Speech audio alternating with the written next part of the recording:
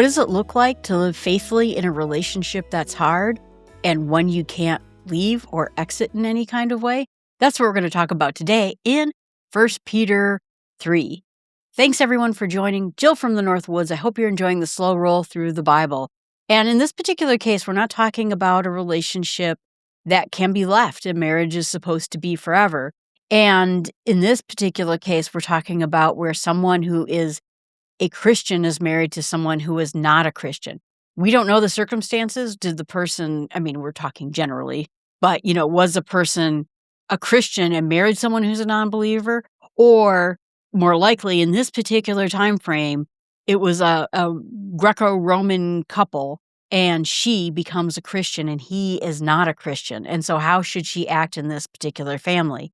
And you would say that their values are not going to line up. There's going to be a lot of pressure and it might cost them everything. Women had very few rights to anything in this particular point of time. And not only that, it is a time where women were just expected to take their husband's religion, worship his gods. Like I said, Romans had a lot of gods and who they sort of focused on or favored the most. The wife was supposed to take that on automatically. And so that's where Peter goes in and starts this chapter out in chapter 3. Specifically when marriages, like I said, where one person's a believer and the other person is not. And he gives us this opportunity, I think, too, that we can even look at it as how do most of us, how should we act inside of a difficult relationship when we have differing views on Christ. But in the marriage one, it's very specific because this one is one of permanence. And how can she respond? In this particular case, she may be feeling hostility towards, from him. I'm not talking about physical abuse, but, he may not be happy with her decision to do this. And so it may cause a lot of angst inside of this relationship. And the answer that Peter gives for this is the very carefully constructed piece right here. He puts Christ at the center of all of it. And I think that people have puzzled over this for a while, but essentially it talks about, we've talked about this before, that wives, submit to your husbands. And submission is just not saying that the woman is worse, makes worse decision, is not as smart as not, there is no differences. Women are loved, smart, treasured in the kingdom of heaven by God, and so submitting is more of the fact that you are saying, as the head of household, you are the head of household. Now, we, at least in my church, we believe that, but we also know that the person, and this is where it becomes difficult, the husband is supposed to follow Christ to the cross, right? Do what Christ did for the church. That's what the husband is supposed to do for the wife and the family, which means go to the very point of giving up their very own lives to protect their wives and children. So there's responsibility, but in this case, the husband's not a Christian. And so the suggestion is that it says you should submit to your husband. We've talked about that. And even if some disobey the word, the husbands are disobeying the word, you hope that they're going to be won over without a word, but look at the conduct of the wife. They observe reverence and pure conduct. And this beauty that consists of something inside. It doesn't quite say that, but it says basically don't let your beauty be defined by outside things, fine clothing, jewelry, and instead having a gentle and quiet spirit. That's what's going to win him over. That's what's going to make the biggest impression of all. And in that same way, the women who put their hope in God and adorn themselves by God and submit to their husbands, that's what Sarah did. That is what Sarah did. Now, you recall that Sarah, in this particular case, didn't start out as a believer. She became a believer. But if you follow this path of submitting to your husband and trusting in God, you're like her, Sarah's daughter. You're following in her footsteps. And then the husbands, in the same way, it says that live with your wives in the understanding, and it says weaker partner. And the weaker partner is not because, like I said, it's not an indication they're stupid or less than or not treasured inside the church, it means that they are not Christians. So now he's talking to the husbands who have a wife that's not Christian. Show them honor as their co-heirs of the grace of life. They too inherit the kingdom of God, treasured by God, image bearers of God, and so that your prayers will not be hindered. So we'll go and talk about this in more depth. When Peter starts out this passage and says, "And in the same way," it connects Peter to the pattern that was established in chapter 2. This idea that Christ, who entrusted himself to the one who judges justly, rather than retaliating or self-protecting. That is important because Peter is not just saying some sort of a social code. He is saying that Christ's own posture is how you should act. You should act like Christ acted. And in that situation, you think about it when Christ was talked down to because of God, because he is God, and denigrated by so many different people. He didn't retaliate. He oftentimes was silent. He did not have sharp words. He was not angry. He didn't smack back at people. And so you can use Christ's own behavior as how you should go ahead and take these kinds of situations. If you think about the situation that Peter is addressing right here, it has a lot of grounding in that first century church. Like I said, the wife was going to expect to take her husband's faith, and for a woman to convert to Christianity without her husband's consent was going to disrupt the family, their standing inside of the community, maybe their economic status inside of the community, his job, and it would look like defiance to that particular community that she's defying the household. She's now doing something disruptive to the household. And they could have been very bad. So Peter is writing to these women in this situation, married to these husbands who have not believed, and is trying to navigate that tension between their new faith and the existing marriage. And so his counsel is not exactly what we would expect. He doesn't say argue the case. Instead, he explains that that when they see their wives in their gentle spirit, in their behavior, in their conduct, people will be worn down by that. I guess I don't want to say worn down, but they will see there is something to that. And I will say I saw that. My roommate in college was a Christian and I was not. And her and her family, I thought, gosh, they have something. There is something to them that I don't have. I don't know what it is. I don't understand what it is. I wish I had that too. So behaviors of people make an impact and make a gospel statement to people, even when you're not exactly saying the words. So if the husband observes this conduct, you'll win them over. You'll gain them. And that's the same word that Paul used in 1 Corinthians 9 for winning people over to Christ, as the instrument of not using necessarily your words, but your life as being reverent, pure, and genuinely different from what's going on in the world. And so again, it's not devaluing verbal witness, our good arguments. We've seen that throughout the Bible. There are places and times for it. There are places where Jesus debated people, and there are places where he just sat there and stood quiet and didn't say a word.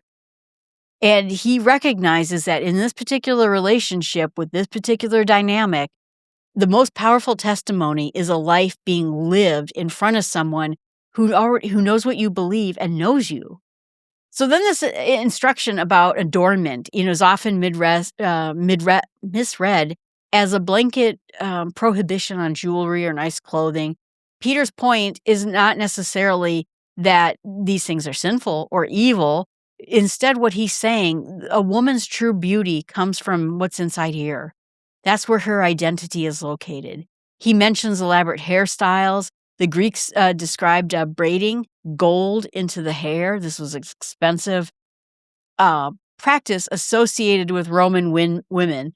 The gold jewelry, the fine clothes were status symbols in the community. And so it was a way of communicating social standing and securing social approval. And Peter is saying, don't locate your worth there. Your worth is in the imperishable things, the gentle and quiet spirit. In this case, the words that are used here is calm, settled, not anxious, and not performing. That's the great worth in God's sight. It is imperishable, lasts forever. It's the same word he used in chapter 1 for the inheritance that cannot decay. And so Peter points to holy women of Israel's story, specifically Sarah, who called Abraham as God, her God. Essentially, she was believed, like I said, not to have been a Christian, but the word is an internal thought, like not a formal address in this particular case.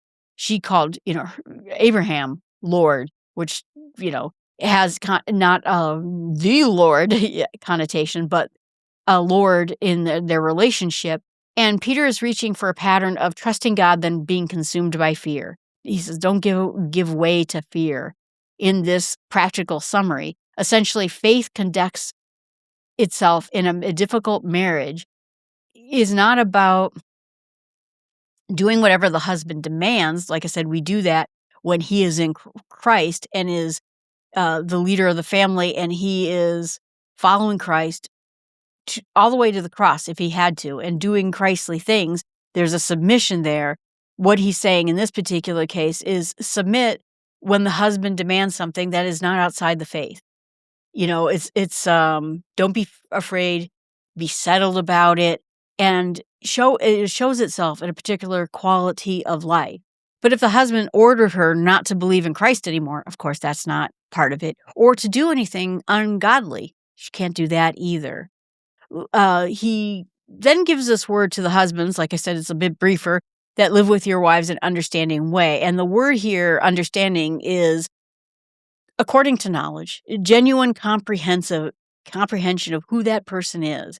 It's not just this idea of understand her. There, honey. No, I know you better than anyone. You are my wife. You are my soulmate. I understand you and I know you.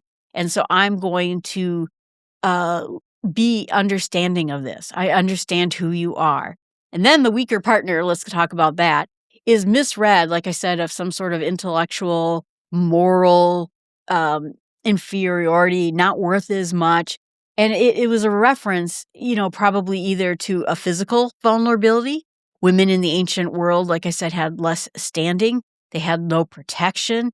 And so Peter is telling them that you have to stand by her. Don't exploit the relationship, but also be protective of her, because she's going to take a lot of heat, not just maybe from your family or the community at large. You have to be there to protect her. You have to be there in that honor. You show your honor by being there for her and giving, the dignity given to every human being. Wives are co-heirs.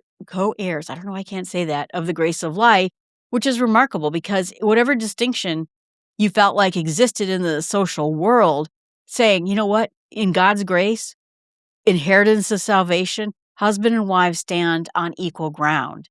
And Peter adds consequences that would have caught every husband's attention at that time. If you do not honor your wife in this way, your prayers will be hindered. The spiritual life of the household is connected to the moral life of the one who has the most power inside of it. You can't misread the person beside you and expect that you're going to have this unobstructed relationship with God. We've seen places where it talks about, church leaders being, and their marriages and their relationships with their children being in a certain way. And this is essentially the same part of it. And then he goes on to say that for all of you, being like-minded, sympathetic with one another, compassionate, humble, not paying back evil for evil or insults to insults. Instead, you give blessings, since you were called to do this. So we're going to go through these things that you're not going tit for tat. You're not going to sit there and give back what you got. He steps back from the specific relationship of the household argument and just talks really about all of us in the whole community. The list of virtues of like-minded, sympathetic, loving, compassionate, humble people. It's not a random collection. Together, they describe a community that is genuinely oriented towards one another. instead of being looking at your own self-interest. This compassionate word, I've been kind of obsessed with this since doing this study, but essentially it means that to feel alongside with them, to enter that other person's experience instead of just going, that looks really difficult. You're going next to them and feeling what they feel. And then the humble world means low-minded, a sense that makes your sense of smallness before God. You're humbled before God. I love the do not repay evil with evil. It reminds me of the Romans passage in Romans 12, which is one of my favorite. It also reminds me of Sermon on the Mount. But Peter basically grounds this, and he says it's a blessing. You are called to give blessings to people. You do that so that you also may inherit blessings. Again, it's not a this for that morality. If the kingdom of God of sowing and reaping, the person responds to hostility with a blessing instead, that's the pattern that God honors. Peter then quotes Psalm 34, and that's the same psalm referenced in chapter 2, verse 3. The quotation basically is that God's eyes are on the righteous. His ears are open to their prayer. The face of the Lord is against the evildoer. These scattered believers that are suffering under social hostility are not unloved by God, unattended, unpaid attention to.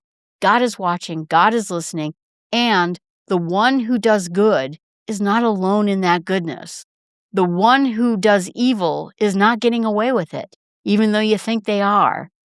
And so this is not yours to get judgment, to get retaliation against them. And this comes after one of the most important sentences in the chapter. But even if you should suffer for righteousness, you are blessed. We heard that on Sermon on the Mount as well. The structure is a significant indicator that Peter learned himself. Peter concedes the possibility that you may suffer, even for doing the right thing. And it might not necessarily come with a good response. You're not going to do good conduct, and then everything is going to come back and protect you from all harm. In fact, what he's saying is that suffering for righteous places you in the same category as Jesus, described in the Beatitudes. Blessed are the suffering. The suffering is real. The blessings are also real. And so in that framework, Peter puts the most famous verse in this chapter: always be ready to give a defense to anyone who asks for a reason for your hope that is in you. Again, one of my favorite verses in there, and something that I have been trying to spend the last few years being better at being able to do that. The Greek word for defense is where we get the word apologetics. I always wondered why it was called, are you apologizing for God? No, it's a legal defense, a formal word that's given in court.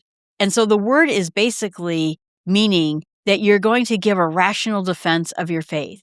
But what Peter's saying here is not about doctrine and theological arguments and a position on this debate or that debate, that they should be giving a defense about their hope, that the believer's life should be so visibly marked by hope that it makes no sense given their circumstances, that people are compelled to ask, where in the world does that come from? Where does that hope come from? Now, I have nothing against arguments and debates. I thought it was interesting in my own case that I always believed that if I became any sort of religion, one or another, someone would win me over intellectually. I love a good debate. I love reading books. And I thought that's what it was. And it was simple faith instead. The simple faith of my friend and her family that attracted me, that grabbed me, and it wasn't any sort of debate at all.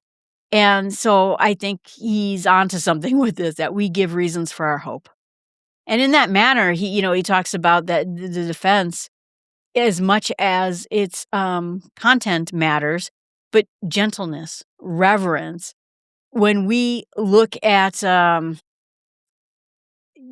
being disciplined and controlled strength, James talked about it in James 3. Matthew 5 talked about it. Reverence, phobos, is the fear of God that keeps the conversation honest and humble. The believer who gives a defense with arrogance, or contempt or trying to put the smack down on people. The goal here is clear, is knowing that your life and your words align with God. So when it comes to slander or rage or violence, that's not attached to it at all. Your words are coming from a pure place and is not coming from anything dark. And then we get into Christ's suffering and death from prison. So you can see that we're tying all this together because people are genuinely suffering. Like I said, marriages are suffering because someone became a Christian and someone did not. People in the community are suffering because they have followed Christ and they're being punished for it in their community. And in some cases, it's going to be severe punishment. So talking about Christ in this particular place, he talks about that Christ suffered for all sins once and for all, the righteous and unrighteous, both of them, to bring you to God. That's the point of all of this. The point of everything is to bring people to God, bring them back home. I still have that image of the prodigal son and that father scanning the landscape, looking, hoping that he sees his son on the horizon. That is God looking for his lost sheep, hoping on the horizon he sees us coming back, just aiming, in that direction, just pointing towards home again. So he always wants all of us to come back, every single person to come back to God, righteous or unrighteous. He doesn't care. The prodigal son or the other son, come back, whatever it is you're doing. And he was put to death, made alive again, resurrected. And he's saying this to everybody. The people who were previously imprisoned, we were all previously imprisoned before God. We were all disobedient. And then God waited patiently, and talked about the days of Noah.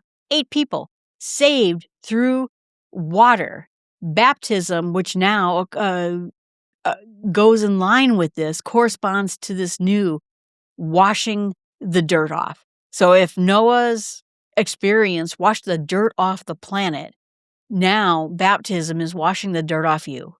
It's not physical dirt, but it's instead about coming towards God with a removal of sin and removal of the dirt of our souls, I guess. But through the resurrection of Jesus, who went into heaven, seated at the right hand of God, standing there with the angels, the authorities, the powers, they're all subject to him. So the passage that contains probably one of the most debated sections in 1 Peter is probably this one right here. We'll go through it and sort of kind of name where the interpreters disagreed and why. Rather than pretending that the questions don't exist, we want to take a look at them, which is, I think, the whole point in trying to study these things. Peter begins on solid ground with this. Christ suffered sins once for all. We heard that before, right? That his single, unrepeatable, complete act died for the unrighteous, a substitutionary exchange that is a clear statement, as anything in any of Peter's letters so far. But the idea, we've heard it, like I said, we've heard it, that God died once and for all, end of story, sat down, work over. But the reason, the purpose is to bring you to God, not to improve your moral standing, not just to be a good example, not to accomplish what sin had made impossible for us to do, but instead we have a genuine, unobstructed access to God, put to death in the flesh. Then Jesus came back and was made alive again by the Spirit. And in that resurrection, the validation of the cross work happened in there. So then Peter says something, again, now that has generated centuries of interpretation, in which he also went and made a proclamation to the spirits in prison who were in the past were disobedient when God patiently waited in the days of Noah. Like I said, we'll talk about that. I gave kind of my impression of it, but we'll talk about what it is. So the questions we have immediately are like, who are these spirits?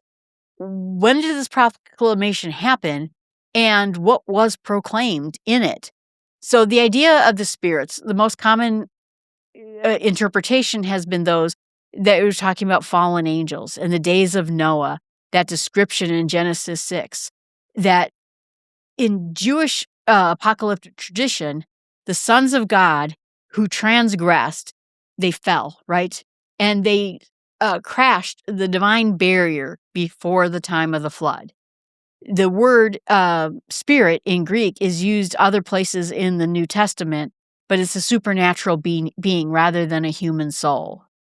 The second major interpretation reads that those are the souls of human beings who lived in the days of Noah, died in the flood, and now are in some kind of a holding place. And, I think about that, so if you've never heard, and maybe you've never come across this, that there was a discussion in the Old Testament that the sons of God came down to the daughters of men and produced children with them. And that is a debating point we'll get into when we get to the Old Testament. Were they possibly like Seth versus Cain's children now meeting because Seth was faithful and Cain was not? Or were we talking about fallen angels having children with women? And then people will say that's where the giants came from. That's where the Anakim, which were known to be very large humans, very tall humans, and you think David and Goliath, that there were a group of people out there that were big. And they were so big that they were kind of just a general group of people.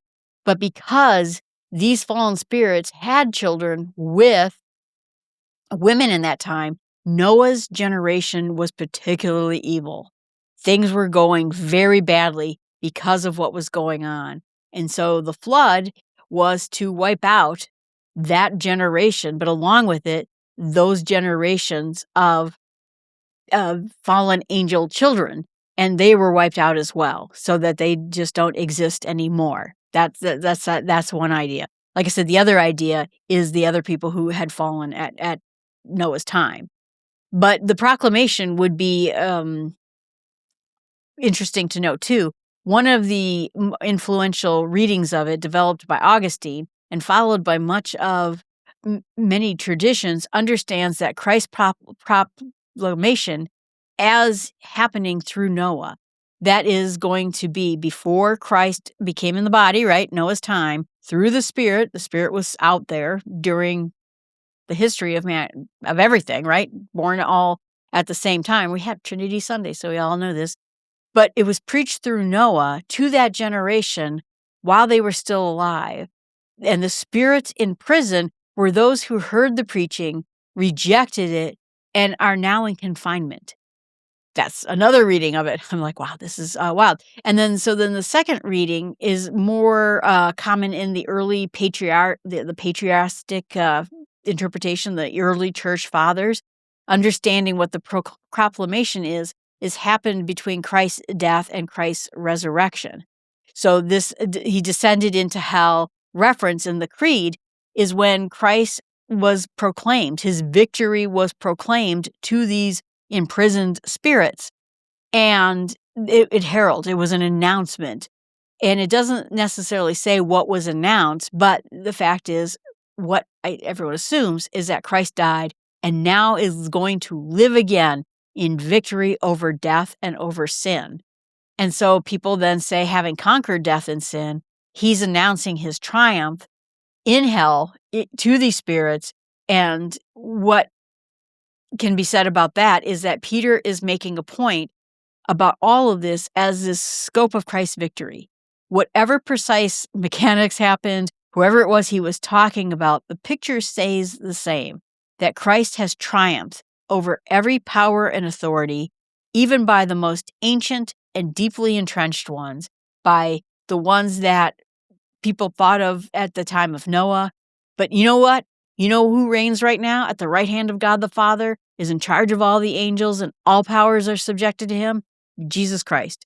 And the believer who is suffering is Peter's audience, and they need to hear that the one they followed is not merely survived his death, he conquered it. He's conquering it, and he is establishing authority over everything.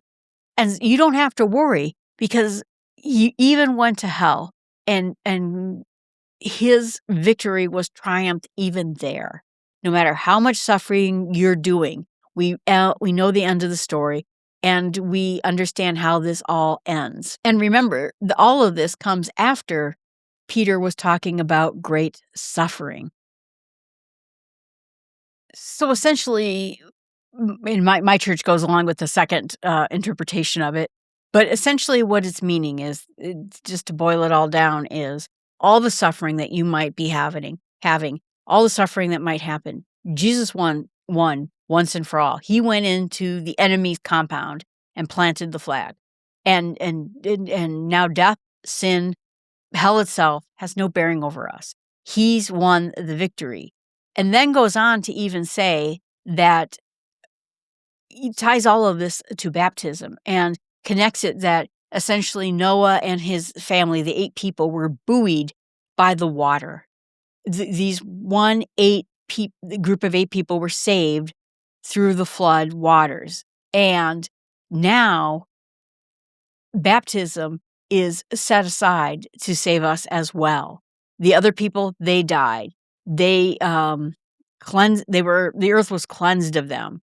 And the judgment that was done on the world around them, the ark passed safely through that. So when we look at the word baptism, it's a fulfillment of it. It does say, something like baptism saves not because it removes dirt from the body, the physical washing that used to be the mikvah in the Jewish religion, but instead as a pledge of good conscience towards God. That the word pledge here is like a legal or commercial contract.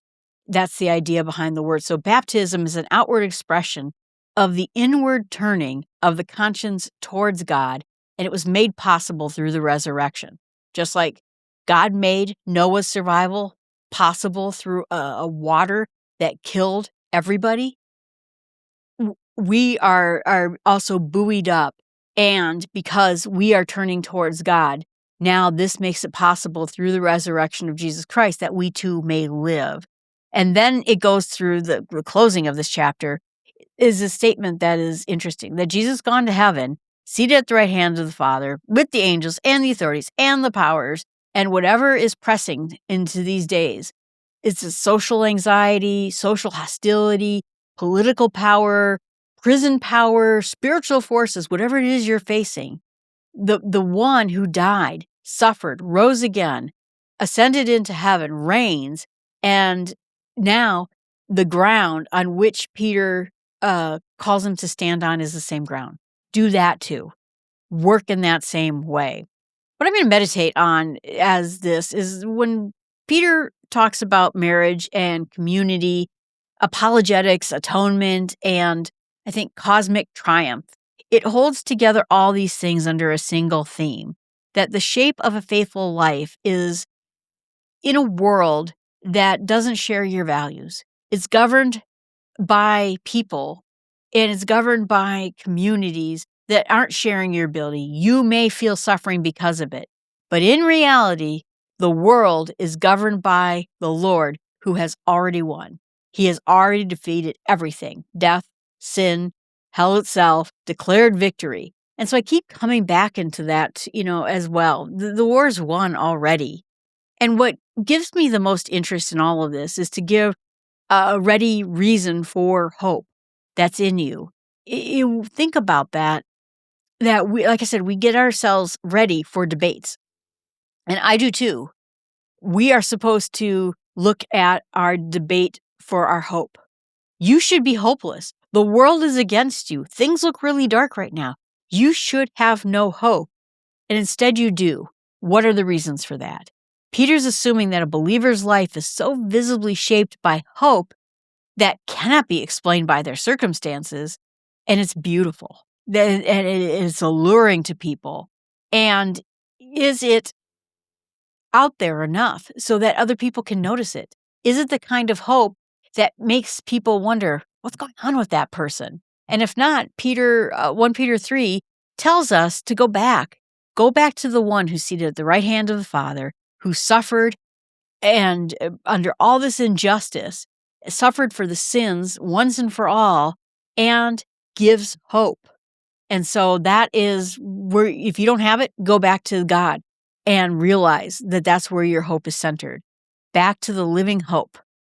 And that was mentioned in chapter 1, anchored in resurrection of something that cannot be undone. And what I'm going to pray about is that I do have that hope I do have that visible hope. I hope people see that in me. I hope people understand for me and understand that when relationships get hard, when we get persecuted in the United States, it's a soft persecution, get fired, we might lose friendships, but in other places it's real persecution. And I worry about those people all the time. But places too, where there's marriages that are hard, where one person is living in Christ and the other person isn't. And there's natural places where we get hostility, where we get persecution, where we get yelled at and angered at. And what do we respond?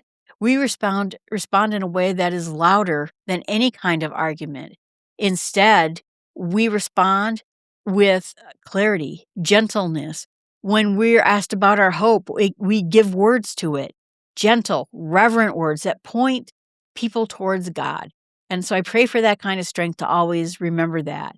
He suffered to bring all of us back to God, and we should be likewise trying to live in a way that also brings back people. And what I want to share with others is that idea that when people feel that they're being persecuted for their faith, or maybe they're in a marriage where their spouse is not a Christian on this earth, are against them.